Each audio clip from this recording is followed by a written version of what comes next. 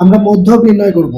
তো মধ্যক নির্ণয়ের জন্য আমরা দুই ক্যাটাগরি সূত্র পেয়েছিলাম। একটা হচ্ছে উপাত্তগুলো এরকম বক্স আকারে দেওয়া থাকবে, অর্থাৎ এই যে শ্রেণীকৃত বিন্যস্ত উপাত্ত আকারে, যেটা হচ্ছে আমাদের এখানে উদাহরণ নাম্বার 12। আর আরেকটা রকমে হচ্ছে উপাত্তগুলো ওই যে কমা দিয়ে পরপর দেওয়া থাকবে এলোমেলো ভাবে, এখানে কোনো বক্স থাকবে না, কোনো ধরনের মানে শ্রেণী বিন্যস্ত করা থাকবে না।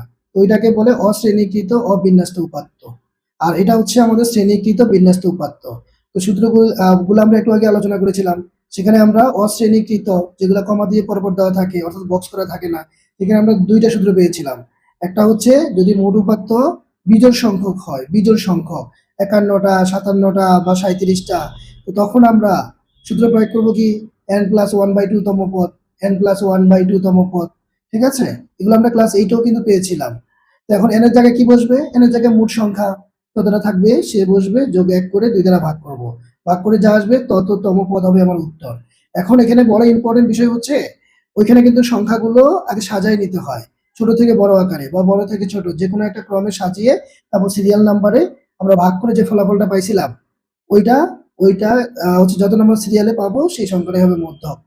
ঠিক আছে, এটা গেল আমাদের বিজোড়ের ক্ষেত্রে।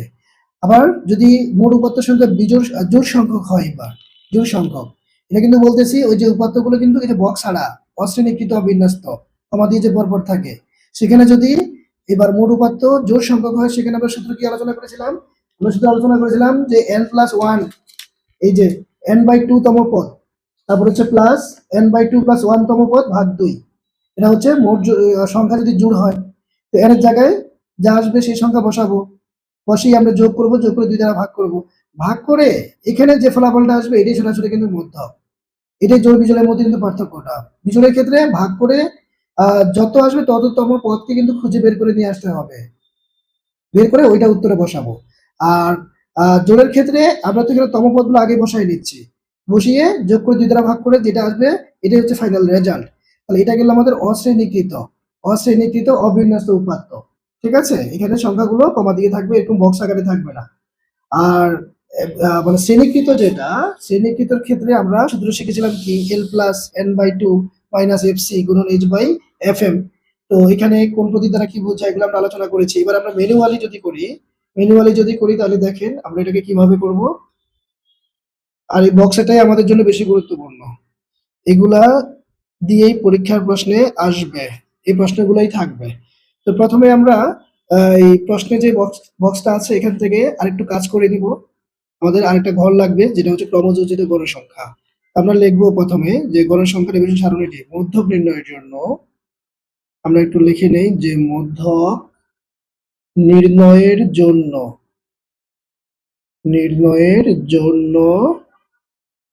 হ্যাঁ নিচে সারণীটি তৈরি করি।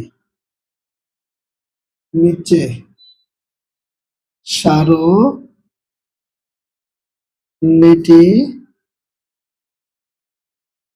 তৈরি করি। আচ্ছা, ওকে, তাহলে আমরা সারণী তৈরি করব। আসেন, তাইলে এই যে আমার আনুভূমিক বরাবর কয় ঘর হবে এটা ডিপেন্ড করবে হচ্ছে আমার এখানে কয়টা ঘর আছে, 1 2 3 4 5 6 7। আবার নিচে মোট লেখার জন্য আরেকটা ঘর, তাহলে 8টা ঘর।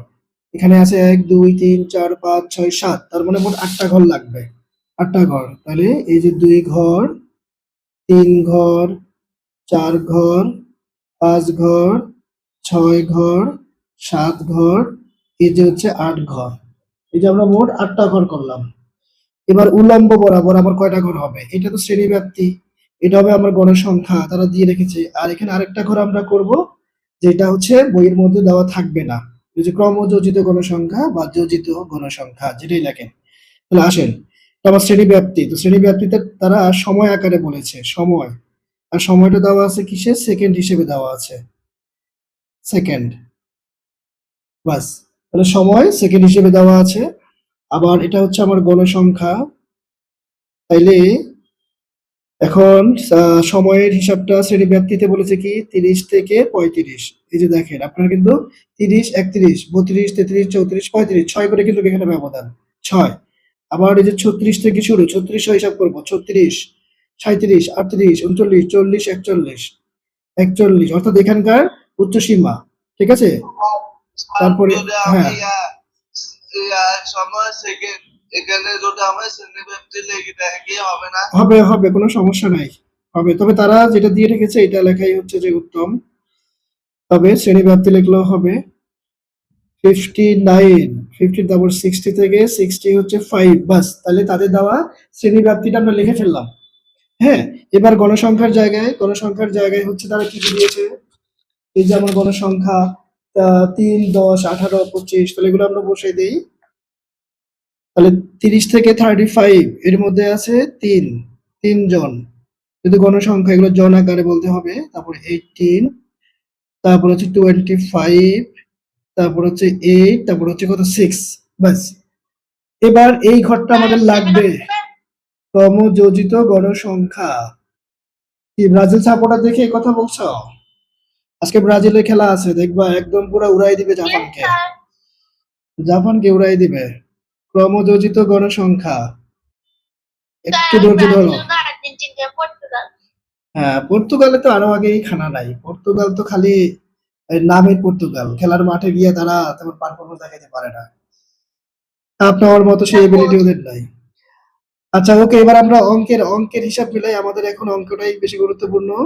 আসেন তাহলে আমাদের ক্রমযোজিত গণসংখ্যা এইটা আমরা কিভাবে কি করব।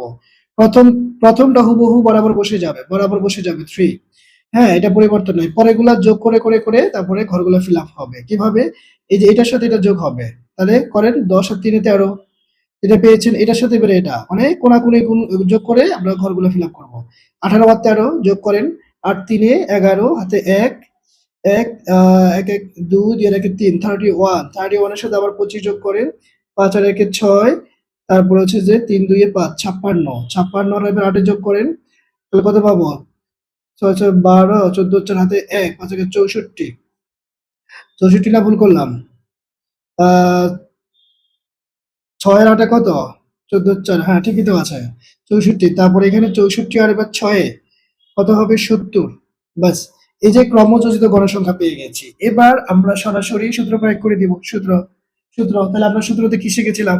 আমাদের এই যে শ্রেণীকৃত বিন্যস্ত উপাত্তের ক্ষেত্রে আমাদের সূত্র একটাই, সেটা হচ্ছে সুতরাং এখানে আবার আমরা মধ্যক শ্রেণী নির্ণয় করব। মধ্যক শ্রেণী, তাহলে আমার মোট লাগবে। মোট n সমান সমান তাহলে কতজন হবে? তারা তো বলে নাই কতজনের কথা, তাহলে আমরা যোগ করে বের করে ফেলি। তাহলে আমরা ক্যালকুলেটরে যদি করে ফেলি তাহলে পাবো কত? 10 আর 3 13, তারপরে যোগ করব হচ্ছে 18, যোগ করব হচ্ছে 25। দেখো তো যোগটা ঠিক হয় কিনা, আমার সাথে তোমাদের মিলতেছে কিনা। আমি 70 পেয়েছি, 70 হয়েছে আমার। এখন তোমরা একবার ক্রস চেক করে নাও এই যোগটা ঠিক আছে কিনা।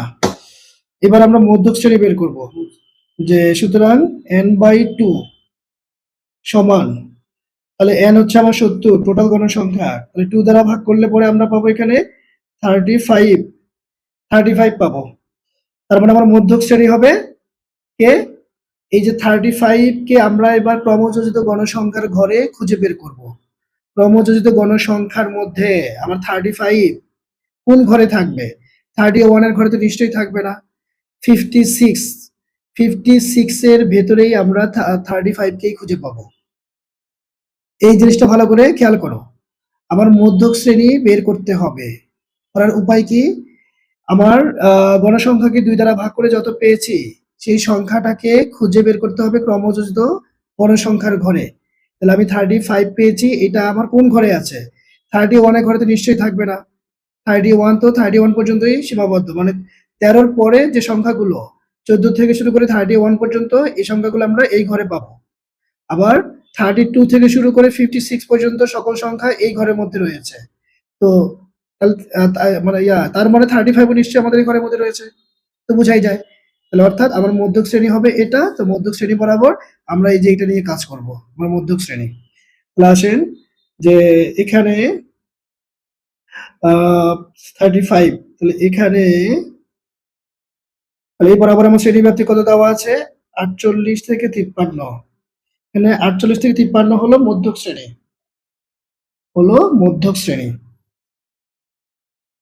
মধ্যক শ্রেণী যেহেতু আমরা পেয়ে গেছি, এবার আমাদের সূত্র অনুযায়ী যে যে যার মান সেই মানটা আমরা সঠিক জায়গায় বসিয়ে দিতে পারবো।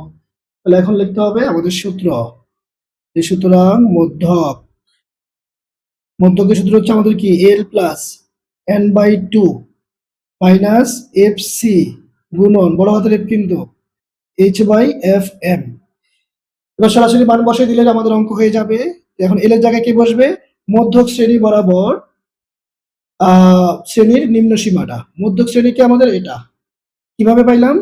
আমার টোটাল গণসংখ্যাকে 2 দ্বারা ভাগ করে যে ফলাফলটা পেয়েছি সেটা ক্রমযোজিত বরাবর কোন ঘরের মধ্যে পাওয়া যাবে, সেই ঘরটাই হবে আমার মধ্যক শ্রেণী। বাস, তাহলে মধ্যক শ্রেণীর এল হচ্ছে মধ্যক শ্রেণী বরাবর নিম্ন সীমা, তার মানে 48 হচ্ছে নিম্ন সীমা, এটা উচ্চ সীমা। প্রত্যেকটা শ্রেণীব্যক্তির মধ্যে এটা নিম্ন সীমা, এটা উচ্চ সীমা, এটা নিম্ন সীমা, এটা উচ্চ সীমা। তাহলে মধ্যক শ্রেণী যেহেতু এটা নিম্ন সীমা 48 প্লাস n/2 মানে কত? আমার 35। তারপরে এফসি দ্বারা কি বোঝায়? এফসি হচ্ছে মধ্যক শ্রেণী বরাবর তার ঠিক পূর্বের, মধ্যক শ্রেণী পূর্বের ক্রমযোজিত গণসংখ্যা, মানে আগের গণসংখ্যাটা, এই ক্রমযোজিত গণসংখ্যাটা কে 31 বসে যাবে। ব্র্যাকেট দিলাম এইচ আমার কত? 6। প্রত্যেকটা কিন্তু শ্রেণীব্যাপ্তি 6 করে আছে। 6 30 31 32 33 34 35 6, আবার 36 থেকে 41 6, তাহলে আমার উপরে 6 বসবে। আর এফএমটা কে? এই যে মধ্যক শ্রেণী বরাবর গণসংখ্যাটা, গণসংখ্যা কত? 25। মধ্যক শ্রেণী বরাবর যেটা সেটা হচ্ছে আমার এফএম, মধ্যক শ্রেণী বরাবর গণসংখ্যা। বাস, এবার আমরা যোগ বিয়োগের যদি কাজ শেষ করি, এখানে 48 যোগ বিয়োগ করেন, বিয়োগ করলে কত পাবো? এখানে 4, তারপর এখানে হ্যাঁ শুধু 4ই তো হবে, গুণন 6/25। ঠিক আছে, তাহলে এবার আমরা আগে গুণের কাজ করবো। 48 রেখে দিব, তাহলে 4 6 24, 24 বাই হচ্ছে 25। এবার ভাগ করে হচ্ছে যে তারপর যোগ করে ফেলেন, দেখেন কত আসে। দশমিক চলে আসবে এখানে, তাহলে 24 ভাগ হচ্ছে 25, হ্যাঁ 0.96। এটার সাথে যদি আমরা যোগ করি 48, তারপর আমাদের ফলাফল আসতেছে 48.96। বাস, এই যে আমরা উত্তর পেয়ে গেলাম 48.96। বাস, এটাই আমাদের উত্তর।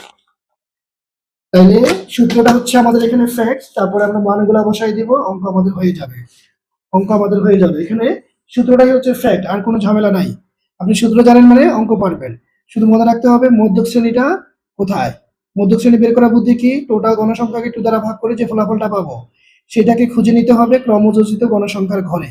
কোন ঘরের মধ্যে গেলে আমার এই যে 35 পাবো, বা মানে ভাগ করে যে সংখ্যাটা পেয়েছেন সেটা। তো আমাদের এখানে 35 আমরা পেয়েছি, এটা এই যে এখানে 56 এর।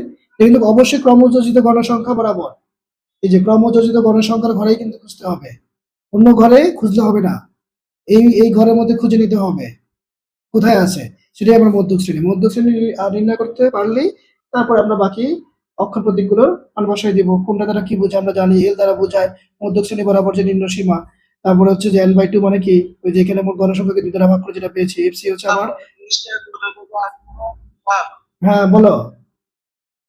35টা কোথা থেকে আসছিল? 35 এই যে ভাগ করেছি না, এই যে 70 কে 2 দ্বারা ভাগ করেছি, 70/2। এই যে n/2 মানেই তো আমার কি? এই যে 70/2। n তো আমার এই যে টোটাল গণসংখ্যা 70, এটাকে 2 দ্বারা ভাগ করেছি 35, একসাথে বসিয়ে দিয়েছি। তারপরে এফসি হচ্ছে মধ্যক শ্রেণীর পূর্ববর্তী ক্রমযোজিত বা যোজিত গণসংখ্যা। এইচ তো আমার হচ্ছে কি শ্রেণী ব্যবধান। এফএম মধ্যক শ্রেণী বরাবর গণসংখ্যা। বাস, মান বসিয়ে দিয়ে বাকি কাজ ক্যালকুলেশন।